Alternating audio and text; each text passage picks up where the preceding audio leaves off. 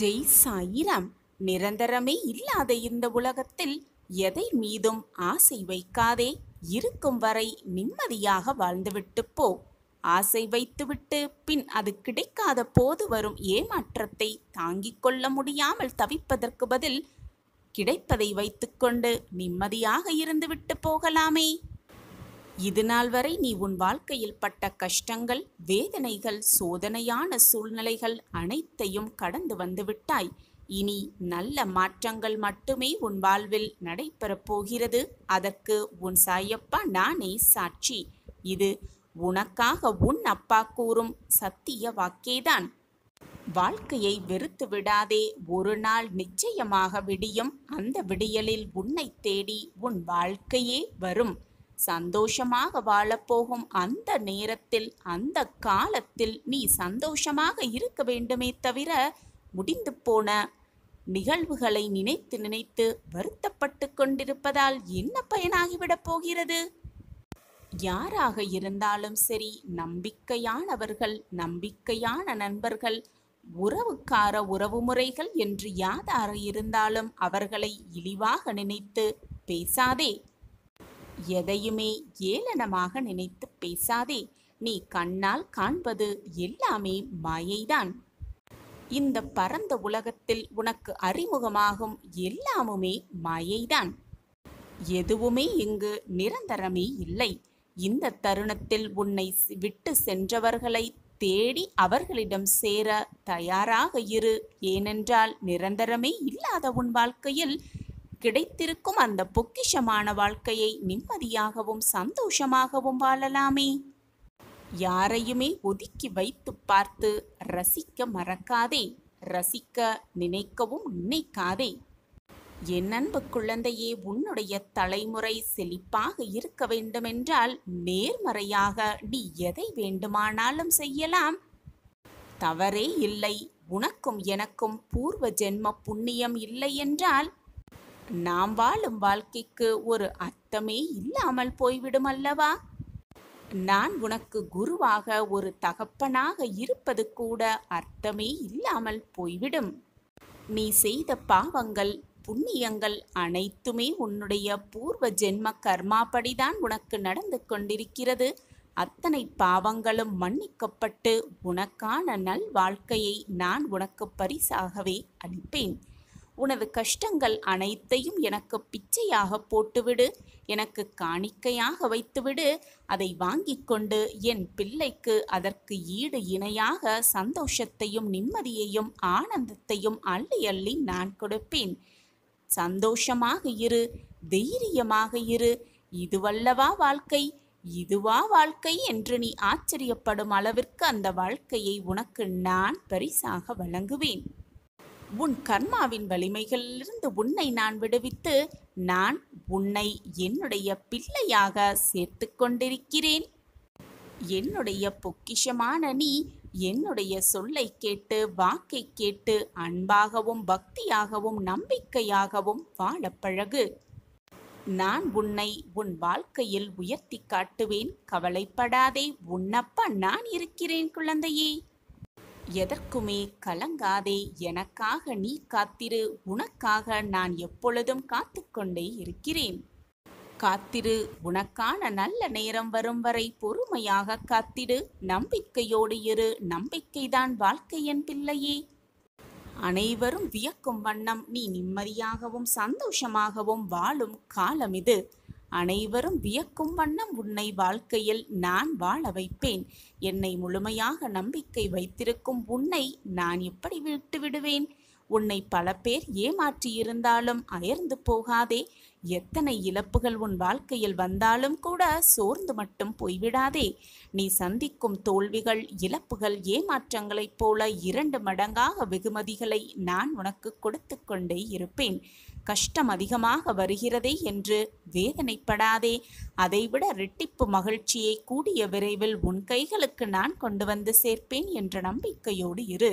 வாழ்க்கையில் நீ இன்று பட்ட கஷ்டத்தைப் போலத்தான் உலகில் இருக்கிற அனைவருக்கும் ஏதோ ஒரு நாள் கஷ்டப்பட்டு இருப்பார்கள் என்பதை உணர்ந்து கொள். அதனால் இந்த உலகத்தில் நீ மட்டும்தான் கஷ்டப்பட்டு கொண்டிருக்கிறாய் என்ற எண்ணத்தை முதலில் உன் மனதிலிருந்து தூக்கி எறிந்துவிடு. துன்பப்படாத மனிதனே கிடையாது, வருத்தப்படாத மனிதனே கிடையாது. அவரவர் கர்ம வினைகளின்படி அதை அனைவரும் அனுபவித்துதான் ஆக வேண்டும், அனுபவித்தே தீர வேண்டும். தவறு இழைத்தவர்கள் எவராயினும் தண்டனை உண்டு என்பதை தெளிவாக தெரிந்து கொள். உனக்கு நிச்சயமாக வெகுமதிகளை நான் அள்ளி அள்ளித் தருவேன். இமைப்பொழுதும் நான் உன்னை விட்டு விலக மாட்டேன். இழந்தது இழந்தவையாகவே இருக்கட்டும். நீ இழந்தது அனைத்தும் உன் நலனுக்காகத்தான் என்பதை தீர்க்கமாக உணர்ந்து கொள். என் அன்பு குழந்தையே, கஷ்டம் வரும்போது கண்களை மூடிக்கொள்ளாதே. அது உன்னையே சிதைத்துவிடும். கண்ணை திறந்து பார். அந்த கஷ்டத்தை நிச்சயமாக நீ வென்றே காட்டிவிடலாம். இறைவன் உனக்கு கொடுக்கும் கஷ்டத்தில் கூட உனக்காக ஏதாவது ஒரு நன்மையை வைத்துதான் கொடுப்பார் என்பதுதான் உண்மையிலும் உண்மை. ஏதோ ஒரு காரணத்திற்காகத்தான் எல்லாமே நடக்கிறது என்பதை எப்பொழுது உன் வாழ்க்கையில் நீ புரிந்து கொள்கிறாயோ அப்பொழுது உன் வாழ்க்கையில் மிகப்பெரிய பிரகாசத்தை நிச்சயமாக கண்குளிர காண்பாய். நம் வாழ்க்கையில் சந்தோஷமான தருணங்கள் ஏற்படும் போது கடவுளை நினைக்கிறோமா இல்லையோ? கஷ்டம் என்று வந்துவிட்டால் முதலில் இறைவனை தான் முதலில் திட்டுகிறோம். கோபமாகவும் கேள்வியும் கேட்கிறோம். இறைவனுக்கு கண்ணே இல்லையா? எனக்கு மட்டும் ஏன் இவ்வளவு பெரிய கஷ்டம் என்று அந்த கடவுளை பார்த்து கோபமாக பேசுகிறோம். ஆனால் அந்த கடவுளால் கொடுக்கப்படும் கஷ்டமானது நமக்கு ஏதோ ஒரு வகையில் நன்மையை தரும் என்பது நம்மில் பலருக்கு புரிவதே இல்லை. நிச்சயமாக நீ மகுடம் சூடுவாய். என் பிள்ளையே, உன்னை என் கைகளால் ஆசிர்வதித்து நான் என்றும் உன்னை நல்லபடியாக வாழ வைப்பேன். என்னை நம்பிய உன்னை நான் எப்பொழுதும் கைவிட்டு விடவே மாட்டேன்.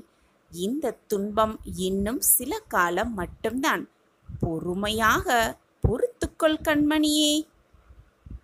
ஏன் இப்படி உன்னை கடுமையாக வருத்திக் கொள்கிறாய்? நீ இப்படி உன் உடலை வருத்தி கொண்டு என்னை வழிபட வேண்டவே வேண்டாம். நான் எப்போதும் உனக்கு துணையாக உன்னுள்ளேயே இருந்து கொண்டுதான் இருக்கிறேன். உன் வேண்டுதலை என்றும் அலட்சியப்படுத்தவே மாட்டேன். ஆனால் நீ இப்படி உன்னை வருத்தி கொள்வதை என்னால் தாங்கிக் கொள்ளவே முடியவில்லை என் பிள்ளையே. மாட்டிக்கொள்வோமா என்று பலவிதமான குழப்பத்தோடே இருக்கிறாய். உன்னை சுற்றி ஒரு மாய வலை பின்னப்பட்டிருக்கிறது. அதனால்தான் உன் மனம் இவ்வளவு குழப்பத்தோடும் போராட்டத்தோடும் இருக்கிறது என்பதை நான் அறிந்து கொண்டேன். உன் வாழ்க்கையில் அதிர்ஷ்டம் தரக்கூடிய நல்ல நிகழ்வை, நல்ல செய்தியை உன் காதில் நான் வந்து சேர்ப்பேன். அதுவரை பொறுமையாக இரு. நிலையாமை மட்டும்தான் இந்த உலகின் ஒரே நிலையான உண்மை. இந்த உண்மையை உணர்வதும் தெளிவதுமான அனுபவமே உனக்கு வாழ்க்கை பயணமாகிறது. அந்த பயணத்தில் ஏதோ ஒரு கட்டத்தில் நீ விரும்பியோ விரும்பாமலோ அந்த உண்மை உன்னை ஆட்கொள்கிறது. அதன் தாக்கத்தில் தீவிரத்தில் தான் அனைவருமே செயலிழந்து நிதானம் தவறி மயங்கி நிற்கிறோம். நிலை இல்லாதவைகளை நிலையானதுதான் என எண்ணி அதில் மனம் மயங்கி வாழ்க்கையை வீணடிக்காமல் நிலையான பேரருளை உணர்ந்து தெளிந்து அதன் வழி நிற்பதே சிறப்பு என்கிறது வாழ்க்கை. எனவே என் பிள்ளையே, எப்பொழுதும் பொறுமையாகவும் நிதானமாகவும் இரு. நிலையே இல்லாத இந்த வாழ்க்கையில் உன்னுடைய வாழ்க்கையே உனக்கு நிலையானதாக இருக்கப் போவதில்லை என்று தெரிந்தும் ஏன் உன் மனதிற்குள் இத்தனை போராட்டமும் குழப்பமும்? மனதை போட்டு குழப்பிக்கொண்டே இருக்காதே. எப்பொழுதும் பொறுமையாக இரு, நிதானமாக இரு, நம்பிக்கையோடு இரு, விடாமுயற்சியோடு இரு. உன் வாழ்க்கைக்கு தேவையான அனைத்தையும் நான் பார்த்து பார்த்து செய்து கொண்டுதான் இருக்கிறேன். மாய வலையில் சிக்கிக்கொண்டு தவிப்பதால் தான் உன் மனம் இத்தனை போராட்டங்களை சந்தித்து கொண்டிருக்கிறது. உன் மனதை போட்டு குழப்பிக் கொள்ளாமல், எது வந்தாலும் நல்லதற்குத்தான், எது நடந்தாலும் நமக்கான நல்லதற்காகத்தான் நம் சாயப்பா நடத்தி வைப்பார் என்ற நம்பிக்கையை மட்டும் எப்பொழுதும் விட்டு விடாதே. நான் உனக்கு துணையாக எப்பொழுதும் உன் அருகிலேயே இருந்து உனக்கு தேவையான அனைத்தையும் செய்து கொண்டே இருப்பேன்.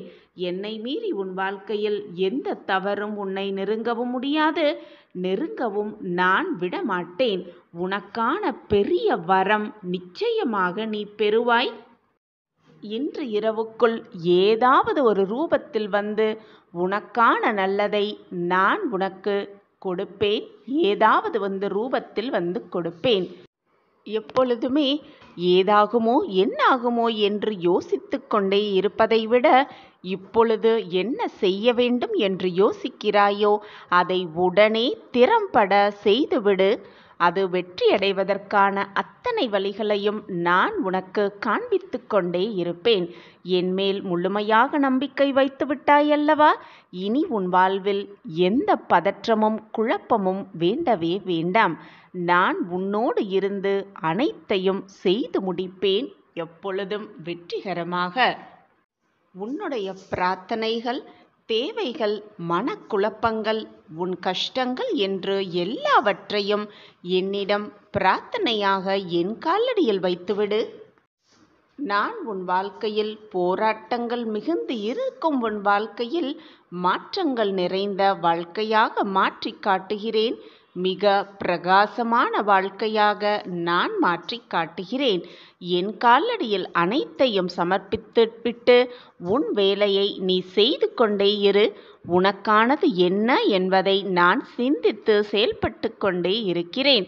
உன் வாழ்க்கைக்கு என்ன தேவை, உன் மனதிற்கு என்ன தேவை, அதைவிட மிகவும் முக்கியமாக உன் வாழ்க்கைக்கு எதை கொடுத்தால் நீ நிம்மதியாக இருப்பாய் என்பதை நான் யோசித்து முடிவெடுத்து விட்டேன்.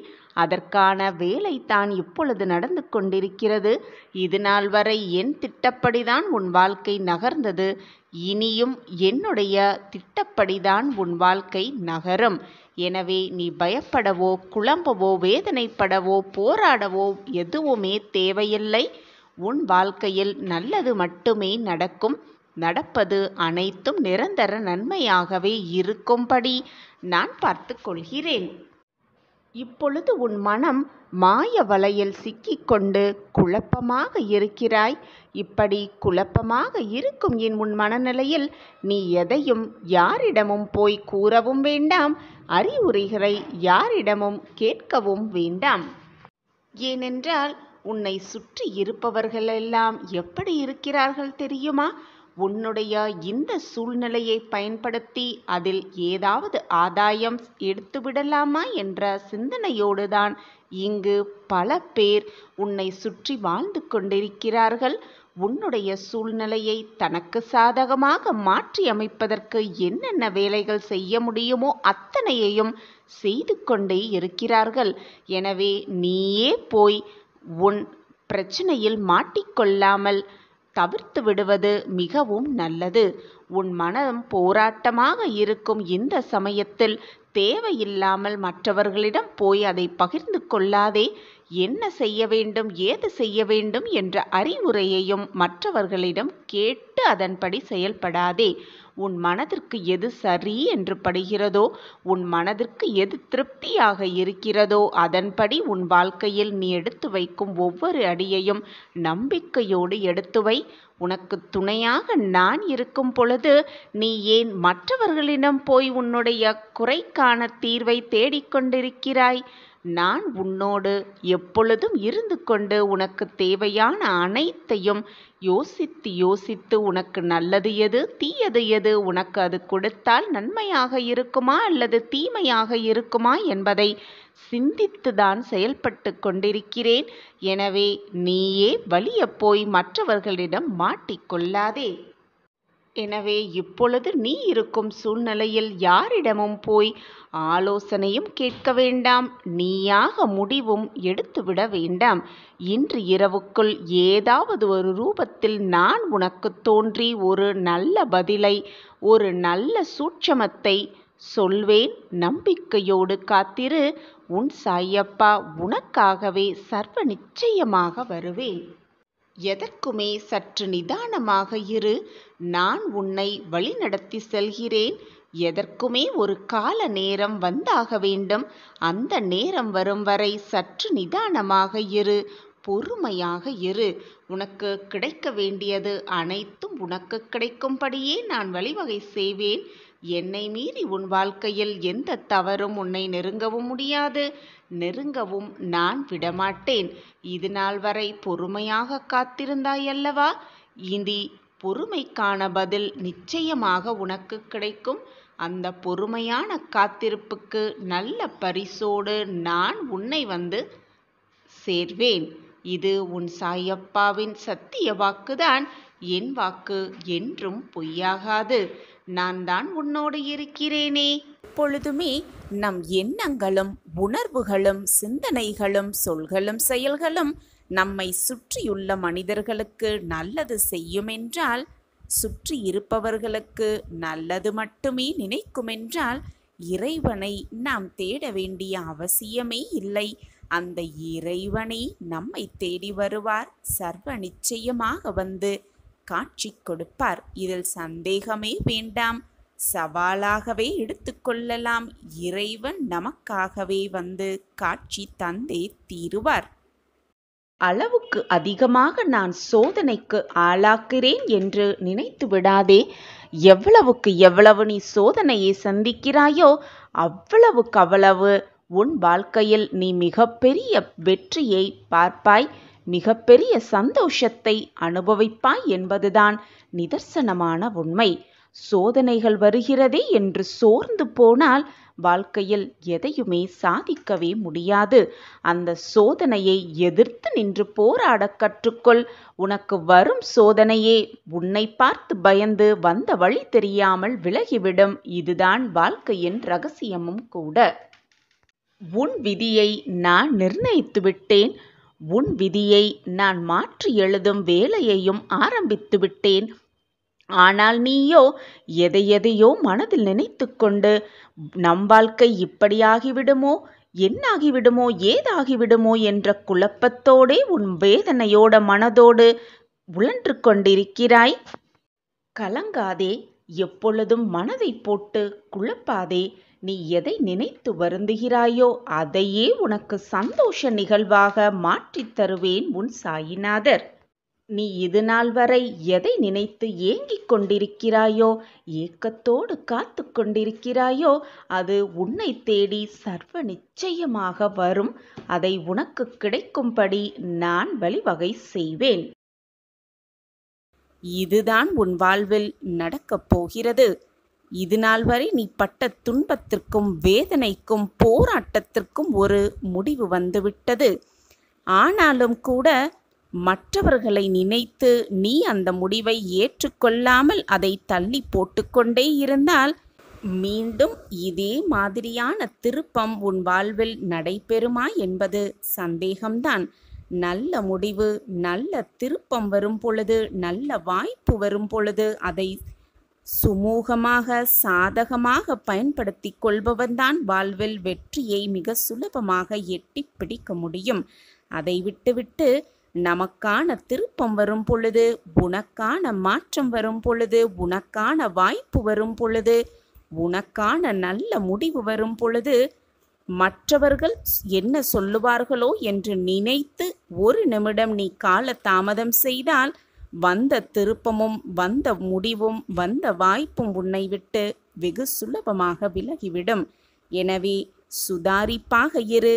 வாய்ப்பு ஒரு முறைதான் வரும், திருப்பமும் ஒரே முறைதான் வரும். அந்த திருப்பம் இப்பொழுது உன் வாழ்வில் நடைபெறுவதற்கான அத்தனை கால சூழ்நிலைகளும் உனக்காகவே வந்திருக்கிறது. இதை உன்னிடம் எச்சரிப்பதற்காக, நீ சுதாரிப்பாக இருக்க வேண்டும் என்பதற்காகத்தான் நான் மீண்டும் மீண்டும் வலியுறுத்தி கொண்டே இருக்கிறேன். என் வாக்கு மீது நம்பிக்கை வை. அப்பாவின் வாக்கு எப்பொழுதுமே பொய்யாகாது என்ற தீர்க்கமான சிந்தனையோடு உன் வேலையை செய்து கொண்டே இரு. வரும் திருப்பத்தை லாவகமாக ஏற்றுக்கொண்டு வாய்ப்பை மிக சரியாக பயன்படுத்திக்கொள். உனக்கு என்று எழுதப்பட்டது நிச்சயமாக உன்னை தேடி வரும். உனக்கு இல்லை என்று விதிக்கப்பட்டது கண்டிப்பாக உன்னை தேடி வரவே வராது. இதுதான் வாழ்வின் இரகசியமாகவே இருக்கும்.